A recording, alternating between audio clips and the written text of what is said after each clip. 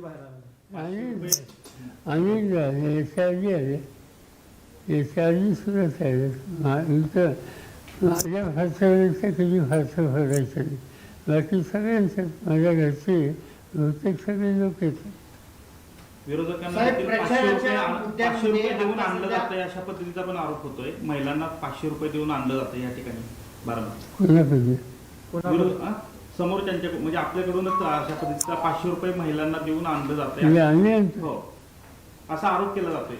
आम्ही महिला कुठं आणल्या? दादांचा आरोप आहे. कुठं आणल्या? कुठं? बारामतीमध्ये सभांना किंवा ज्या प्रचार फेरी चालू आहेत बारामतीला अजून सभा सुद्धा मी घेतली नाही, गेलो नाही. साहेब, आता प्रचाराचे जर मुद्दे सगळे बघितले तर विकास कामं सोडून अवांतर चर्चा होताना पाहायला मिळत आहेत. विकासाच्या मुद्द्यावरती आता महाविकास आघाडीकडून महायुतीकडून सांगितलं जात नाही. साधी गोष्ट अशी आहे की मी अनेक मिनिस्टरांची भाषणं ऐकली निवडणुकीच्या काळात.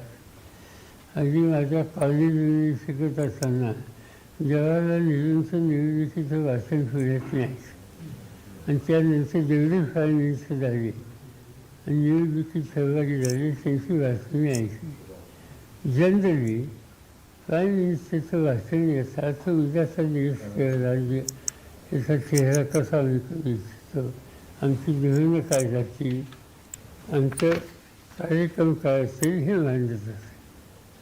पहिले प्राईम मिनिस्टर आले ज्यांचं नाव नरेंद्र मोदी आहे की त्यांनी सुरुवातच केली 400 जागा.